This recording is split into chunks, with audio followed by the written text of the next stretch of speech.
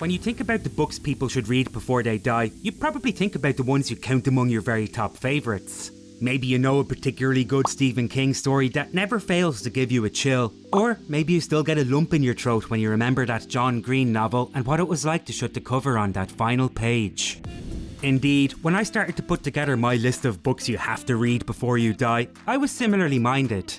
I just jumped to the novels I knew would have an immediate impact on the reader.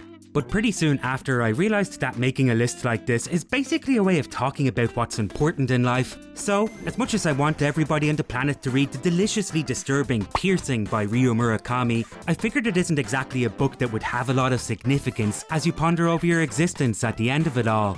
In such a case, I had to ask, what do I think is important in life, and how can I compile it into a top 5 list of books for people to argue over on the internet? Well, I suppose the answer was baked into the question. Since it's a top 5 list, I decided to choose 5 categories of experience and wisdom that I figure a person should explore before they die, then assign an appropriate book to each of those categories. That is to say, in my search for an enticing essay subject, I think I figured out the meaning of life, the universe and everything in it, and you can too, just by sitting through the 12-minute length of this book recommendation video. A book about love. The first idea I landed on when I tried to figure out what's important in life was that it probably had to be something universal, which quickly led me to the idea of love, and how pretty much everybody on the planet is concerned with it, whether they've had enough of it or not. And when it comes to talking about love, one book has stayed at the top of my list thus far. Love in the Time of Cholera by Gabriel Garcia Marquez is ostensibly about the unrequited love experienced by a man over the course of his life, but I think that's a fairly two-dimensional description for such an extraordinary book, not least of all because it explores so much more than his relationship with the woman of his affection. Jealous, passionate, transactional, altruistic, convenient, tender, and downright cold-blooded love affairs are all given their due. I think that what makes it a book you should read before you die is that you'll probably walk away from the thing with a new eye for the people that surround you in the course of your day-to-day routine. Every single one of them has pined for, ached for, or given themselves over to another human being, and in spite of whatever pain the whole mess of a sensation has sometimes caused, that's probably one of the most beautiful things you could ever imagine. Admittedly, when I say that the book explores almost every type of love, it does leave out a couple of notable examples.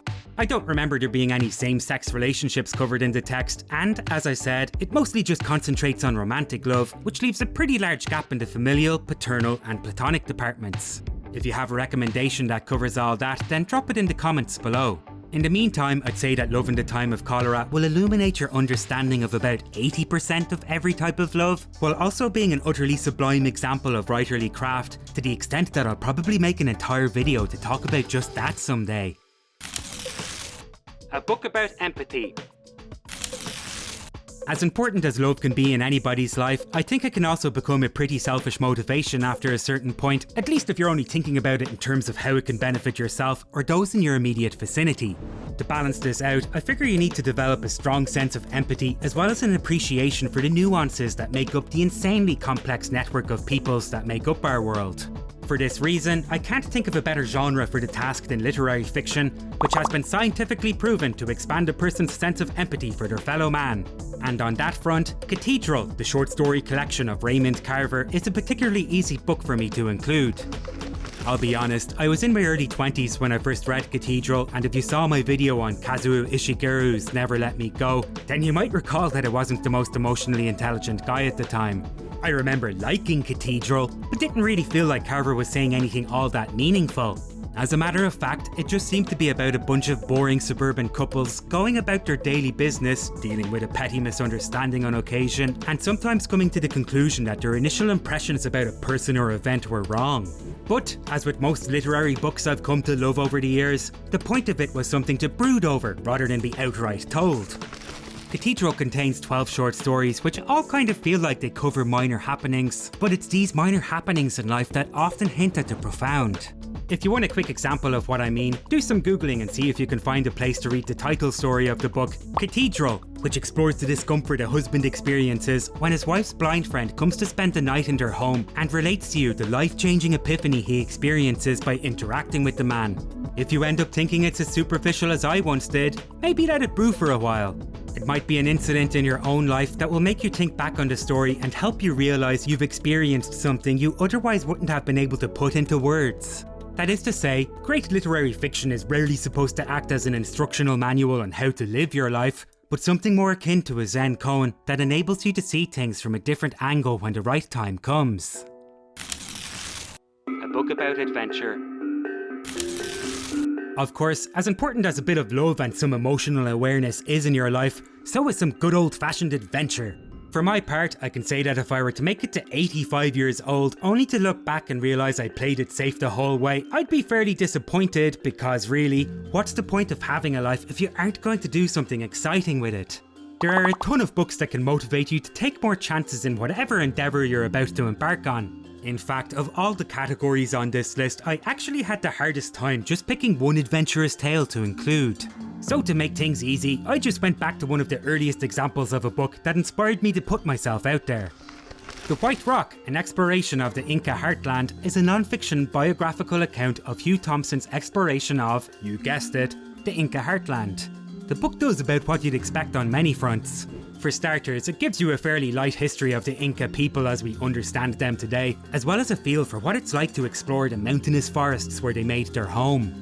However, while you might be picturing a handsome 1930s style of jungle explorer along the lines of Indiana Jones or Nigel Thornberry, you might be surprised to learn that Hugh Thompson was basically just a normal guy in the early 2000s who was working in a pub in England when he and his friends landed on the idea of travelling to Peru to search for some cities that were supposedly lost.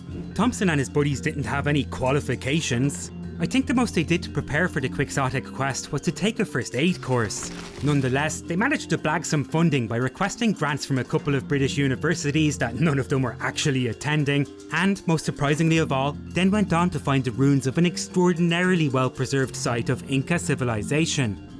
I'm not sure if this book needs any more explanation as to why you should read it before you die, so in short I'll say it's just mind-blowing to me that such a naive and hopelessly optimistic plan can come up with such incredible results, which I feel like should act as a potent reminder for you to think outside the box when making your own life plans.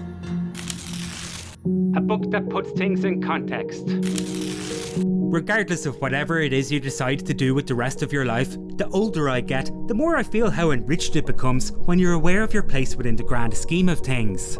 By that I mean, you should know what's happening in the world today, where it is we're going as a species, and just as importantly, where we've been. Wild Swans by Jung Chang, for example, might not exactly cover an era of history that's directly affected my side of the world. It being a memoir that covers the lives of Chang's grandmother, her mother and herself over the course of about 100 years in Chinese history, you learn about the growth of the Chinese Communist Party and the horrors that were committed as its grip tightened on the countries that fell under its control. But I'd argue that the lessons it holds are far more universal than you might think, and not just because the growth of China as an economic power will continue to influence how world events unfold. It's a biography that makes you appreciate just how much of your own life is influenced by the political and social forces of our time, while also reminding you that the people who got chewed up and spat out in the turbulent days of yesteryear were more than just data points in an historical record, which is probably one of the most important revelations you can have, in that, even if you already know it on an intellectual level, it's an extraordinary experience to go through on an emotional one.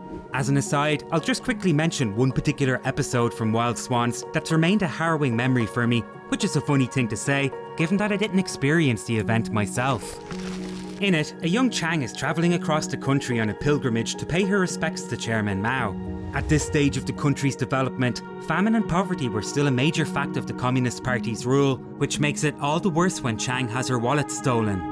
Incredibly though, the boy who stole the wallet noticed Chang crying on the train station platform and chose to return the money instead, which for me is a turn of events that speaks to just about everything terrible and inspiring I've learned about the human condition so far. A book about self-knowledge.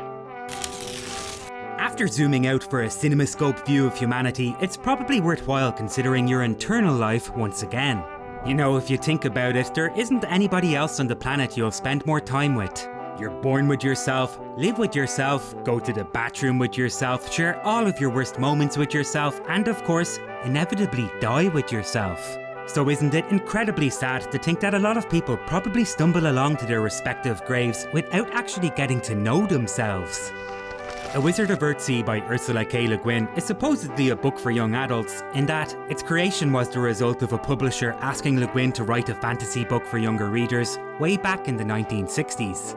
As many a writer will tell you, the trick in creating a story for children is to not talk down to them. But to be honest, I often wonder if most young adult authors have actually taken that advice on board. Not so in the case of Le Guin, who I sincerely believe wrote one of the most compelling coming-of-age stories ever told, and did it in a voice that I've grown to realise is more rewarding to experience as you get older, even as it continues to entertain so many children around the world. In a nutshell, the book is about an egotistical wizard boy who has to come to terms with the danger of his own power. What the story teaches, I think, is that your inner life, and exterior one by extension, is doomed to become riddled with harmful neuroses if you haven't figured out what it is that makes you think and why you engage with your environment in the way that you do. I made a comment earlier about how too much focus on yourself can be a bad thing, but I suppose what it comes down to is the motivation for such a self-centered form of consideration, so to speak. If you approach your inward odyssey with the right mindset and don't shy away from areas of your psyche that you'd otherwise ignore, you might find that it enlightens all of the areas of life I've mentioned in the previous sections of this video, which obviously makes it a pretty damn easy book to recommend. Now, whether or not you think of yourself as the type of person who'll enjoy a story about magic, I'll just warn you that the book gives back what you put in, meaning though it's a short read, I reckon you should take your time with it and consider the words of wisdom Le Guin imparts a little bit at a time. A lot of what she speaks about is influenced by her interest in the philosophy of Taoism, her knowledge of Native American culture, and of course her enduring respect for insightful writing. So yeah, there's a lot more to it than other fantasy stories about wizard boys that you might have heard about. All that said, what the heck do I know? I've got most of my life ahead of me and presumably a lot of books to come. If you can recommend one that I have to check out before I die, then let me know in the comments below. Or, if you'd like to know a little more about A Wizard of Earthsea and what makes it such a powerful story for our time, then you should check out my in-depth video analysis of it, which is appearing on screen now and is pinned in the comments below. Until then.